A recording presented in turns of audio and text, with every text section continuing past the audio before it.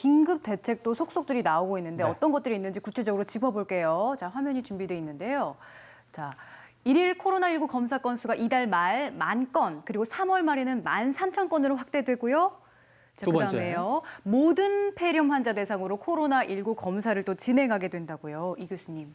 예, 그렇습니다. 지금 현재 가장 중요한 게 특히 대구 지역 같은 경우는 일단 지역사회에서 어떤 분이라도 이제 진단이 될 수 있는 상황이 될 수 있기 때문에 호흡기 증상, 그러니까 뭐 해외 여행력 이런 거가 무관하게 호흡기 증상 또는 발열이 있는 분들 같은 경우는 빨리 검사를 받을 수 있도록 체계가 만들어져야 되는데 다행히 우리나라가 세계에서 가장 빠르게 이런 진단 체계를 만들었고 시약 공급도 원활한 상태입니다. 그래서 하루에 지금 10,000건 정도면 현재 발생하는 환자들 검사를 다 소화해낼 수 있는 정도, 뭐 지역마다 조금 이제 검사를 돌리는 시간 때문에 좀 밀릴 수는 있는 부분이 있지만 어쨌든 검사가 더 돌아가고 있기 때문에 진단을 받을 수 있는 선별진료소를 찾아서, 그러니까 1339 연락해서 선별진료소 찾아서 그것들을 하면 좋겠고, 특히 이제 대구 지역 같은 경우는 이제 뭐 신천지 분들이 병원에 입원했거나 아니면 이제 뭐 폐렴으로 입원했는데 모르고 지나가는 환자들이 많다 보니까 모든 입원 환자에 대해서 폐렴 전수조사가 이미 이루어지고 있고, 그다음에 폐렴으로 입원하는 모든 환자에 대해서 1인 격리하고 코로나 검사를 하도록 지금 유도가 되고 있습니다. 그래서 병원 자체가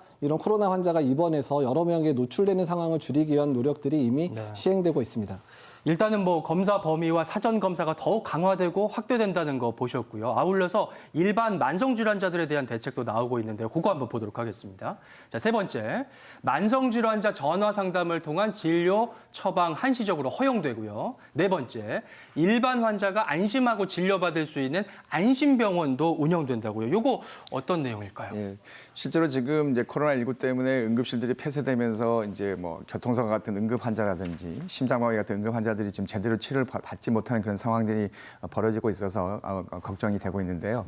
정부에서는 그래서 일단 현행상으로는 전화상으로의 처방이 이제 법적으로는 할 수 없게끔 되어 있었는데 일시적으로 이거를 전화 상담으로 해서 처방이 가능하게끔 그걸 한시적으로 허용을 한다는 의미겠고요. 가능하시면 이제 계속 다니시던 병원, 같은 질환으로 해서 같은 그 처방을 계속해서 받아왔던 그런 만성 질환자라든지, 그리고 상태가 완화가 돼서 약물 치료가 변동이 크게 없는 그런 경우에는 단결병원에 그렇게 전화를 통해서 아니면 예약을 통해서 처방을 본인이 직접 방문하지 않으셔도 처방을 받을 수 있게끔 되어 있고요. 그래서 무조건 그냥 뭐 전혀 모르는 그런 병원을 찾으시는 것보다는 내가 늘상 다녔던 그런 단골병원을 통해서 처방을 받고 그 처방을 약국의 팩스를 통해서 받는다든지 아니면 가족 중에 누가 대리 처방을 받아서 하시게 되면 얼마든지 가능하겠고요. 그 다음으로 이제 국민 안심병원에 대해서 말씀을 드리면 이거는 2015년 그 메르스 때도 그 운영을 했었던 건데, 그러니까 처음 운영하는 건 아니고요.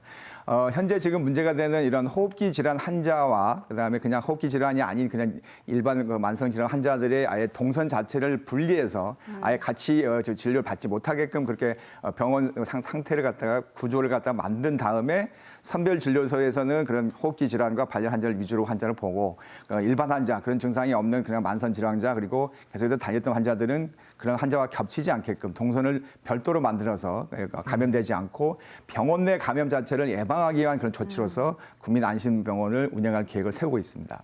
네, 당장 직접 병원을 방문하는 게 부담스러웠던 만성 질환자들은 전화를 통한 진료 처방 가능하다니까 이용해 보시면 좋을 것 같고요. 네.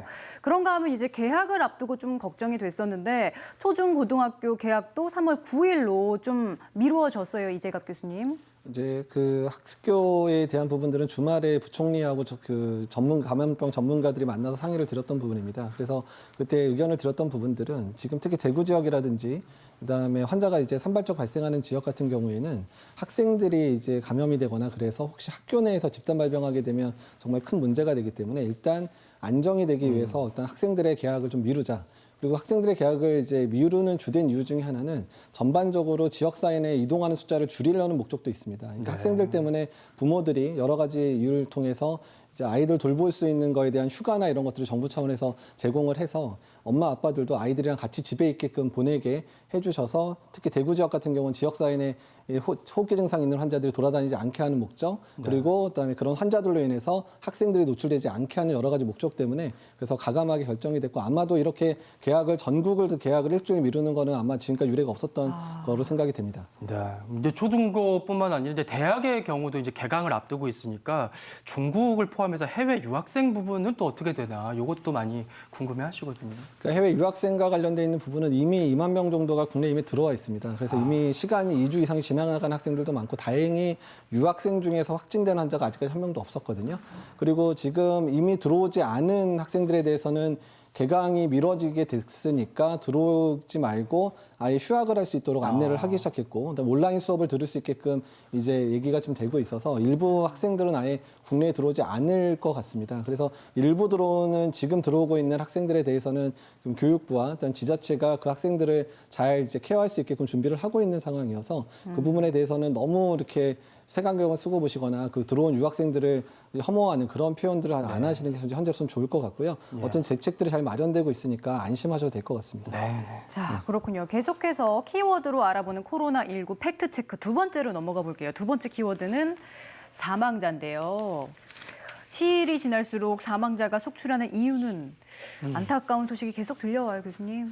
일단 사망자가 늘어나는 이유는 그러니까 초기에 감염이 된 분들은 주로 중국 여행을 갔다 왔든지 아니면 뭐 해외 여행을 해서 거기서 감염된 분들이다 보니까 해외 여행을 할 정도의 건강하신 분들이 주로 감염이 됐기 때문입니다. 근데 저희가 이제 지역사회 감염이 확산될 때 가장 큰 문제는 병원 안에서 환자가 발생한다든지 아니면 지역사회에서 발생할 경우에 노약자라든지 아니면 만성질환자 또는 이제 우리가 어떤 기저질환을 표현하는 여러 이제 만성병을 가지신 분들이 감염이 될 수 있는 확률이 높아지다 보니까 그런 경우 때문에 사망자들이 속출하고 있거든요. 그래서 지금 현재 사망자의 대부분이 이제 그 청도에 있는 한 병원, 이제 정신병원에 있는 폐쇄병동에 있는 분들이 감염되면서 거기서 사망자가 많이 발생하는데 그 이유가 병원에 장기 입원한 분들이고 또한 영양 상태도 좋지 않을 수밖에 없고 또한 병원에 많이 입원해 계셨기 때문에 전반적인 컨디션이 안 좋은 분들이 집단 감염되니까 사망자들이 거기서 지금 속출하고 있는 상황이라 지역 사회의 유행을 차단을 해야 되는 주된 이유도 이런 사망자를 줄이는 그런 이유이기도 합니다. 네. 뭐 확진자뿐만 아니라 이렇게 사망자가 나오고 있으니까 너무나 안타깝고 걱정이 되는데요. 좀 궁금한 것은 이제 국민들이 이런 건강한 사람들은 코로나19 확진 판정을 받아도 어떻게 치료하면 회복이 되는 건가요? 예, 일단 이제 우리 초기 사례들 이미 퇴원하고 이랬던 분들 경과 보시면 알겠지만 젊고 건강한 분들은 조기에 진단하고 조기에 이제 폐렴 증상이 있는 경우에 바로 필요한 약물들 투여하고 여러 가지 영양적인 상황이나 이런 것들을 도와주다 보면 대부분 회복이 되거든요. 근데 그 시기를 놓치게 되면 젊은 분들도 문제가 될 수 있습니다. 그렇기 때문에 조기 진단, 그다음에 조기 치료, 그다음에 조기 안정 이 세 가지들을 이제 반드시 따라가야 되고요. 일단은 감기 증상이 있을 때 2, 3일 정도는 기다려볼 수 있지만 2, 3일 지나도 계속 열이 난다든지 호흡기 증상이 악화된다 그러면 바로 1339 연락해서 바로 젊은 분들이라도 마찬가지고 뭐 연세 드신 분들도 마찬가지지만 바로 연락해서 진단받을 수 있게끔 하시는 게 중요할 것 같습니다. 네, 정말 뭐 지금 당장 건강하다고 하시더라도 개인 위생 관리 절대 방심하시면 안 되고 의심 증상들 꼼꼼하게 체크하시는 거 중요합니다. 자, 세 번째 키워드 넘어갈게요. 병상과 약이라는 키워드인데요. 환자가 늘어나면 병상과 약이 부족해진다. 정말 그럴까요, 김 교수님? 현재 이제 그 심각 단계로 오면서 우리들의 이제 전략 자체가 봉쇄 전략과 안화 전략 두 가지를 그냥 투 트랙으로 진행을 한다고 보시면 될 것 같은데요. 그러니까 경증 환자들을 모두 다 입원시킬 수 있는 상황, 그러니까 환자 수가 많아지면 사실적으로 힘들어질 겁니다. 그래서 경증 환자들은 자가 치료, 그러니까 경과를 보면서 심하지 않은 경우에는 자가 치료를 하면서 혹시라도 이제 중증으로 진행될 경우에 이제 병원에 입원 치료를 받아야 되겠습니다만, 그러니까 경증 환자와 중증 환자를 조금 분리해서 그런 관리를 해야 될 것 같고요. 중증 환자들은 아무래도 격리실 시설들이 되어 있는 그런 병상들에 입원을 해서 치료를 받아야 되겠고, 현재 계속해서 그런 병상들을 마련하고 있기 때문에 너무 크게 걱정하실 필요는 없을 것 같고요.